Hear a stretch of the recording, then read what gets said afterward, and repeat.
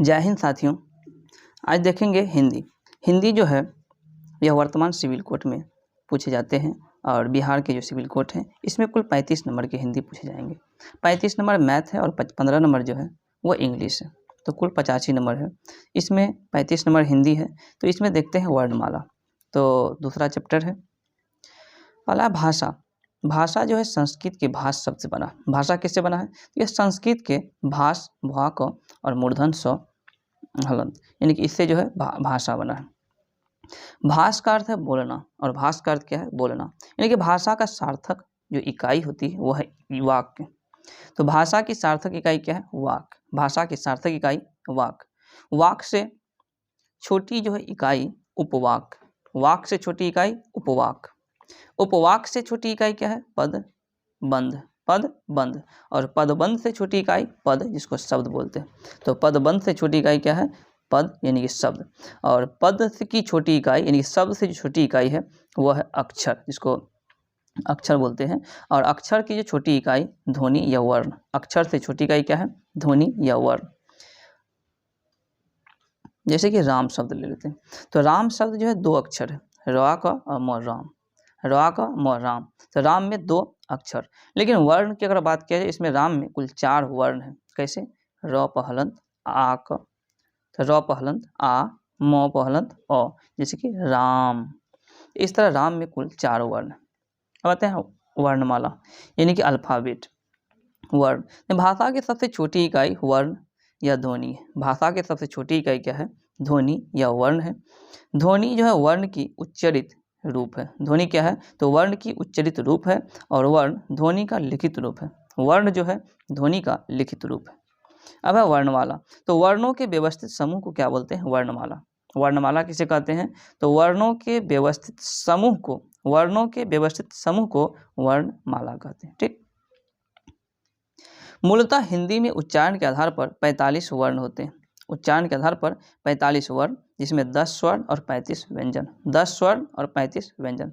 लेखन के आधार पर 52 वर्ण होते हैं। लेखन के आधार पर 52 वर्ण होते हैं। 13 स्वर्ण, 35 व्यंजन और 4 संयुक्त व्यंजन। 4 संयुक्त व्यंजन। स्वर्ण वर्ण है अ, आ, हर्षई, दीर्घई, हर्षौ, दुर्घौ, ऋ, ए, ऐ, ओ, औ, अंक, ये कुल 13 जो है यह स्वर्ण वर्ण हो गया। अब व्यंजन वर्ण जो है व्यंजन वर्ण में आ गया कुल 35 है। तो यह है कवर्क, यानी जैसे कि कवर्क में आ गया क, ख, ग, घ, अंग। चवर्क च, छ, ज, झ, य। टवर्क है ट, ठ, ड, ढ, न। उसके बाद तवर्क त, थ, द, ध, न। और पवर्क में आ जाता है प, फ, ब, भ, म। अंतः अस्त जो है अंतः अस्त, इसमें आता है य, र, ल, व। यह अंतः अस्त शब्द कहे जाते हैं, मतलब वर्ण कहा जाता है अंतः अस्त। और उष्म जो है वर्ण है तालव स, मूर्धन स, दंत स, ह। यह है उष्म। संयुक्त व्यंजन जो है अक्ष। संयुक्त व्यंजन में क्या है? अक्ष, तर, ज्ञ और श्री। यह क्या है? संयुक्त व्यंजन है।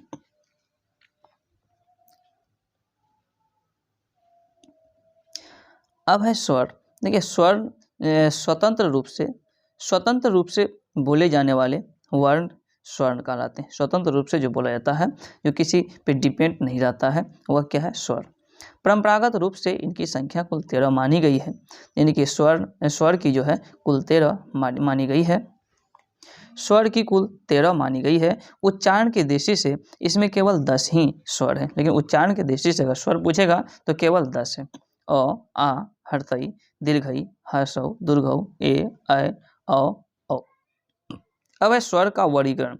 स्वर को जो बांटा गया है तो यह जो है हर्ष स्वर, दीर्घ स्वर और प्लुत स्वर, इसको 3 भागों में बांटा गया है। स्वर को कितने भाग में? 3 भाग में बांटा गया है, हर्ष स्वर, दीर्घ स्वर और प्लुत।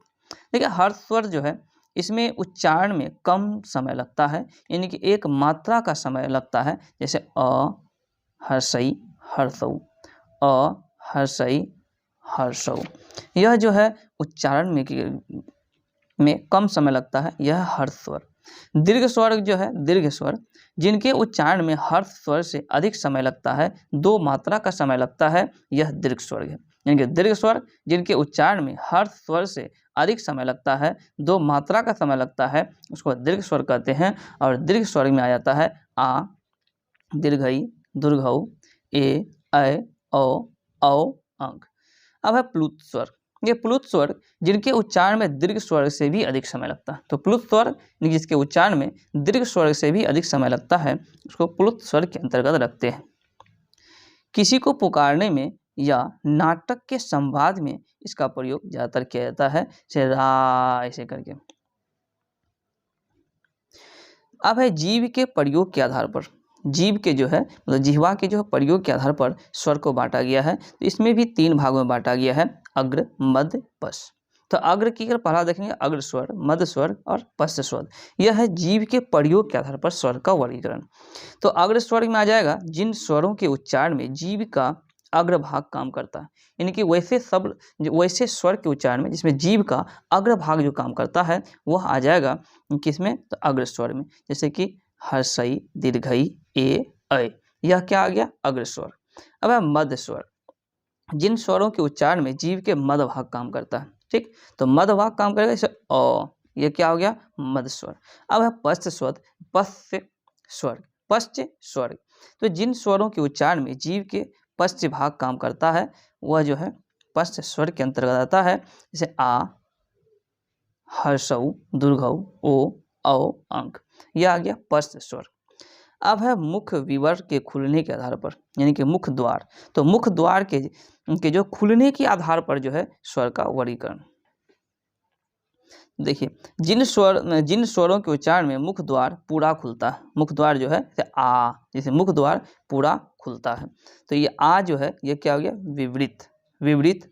तो मुख द्वार खुलने के आधार पर जो वर्गीकरण किया गया है यह विवृत, अर्धविवृत, अर्ध संवृत और संवृत।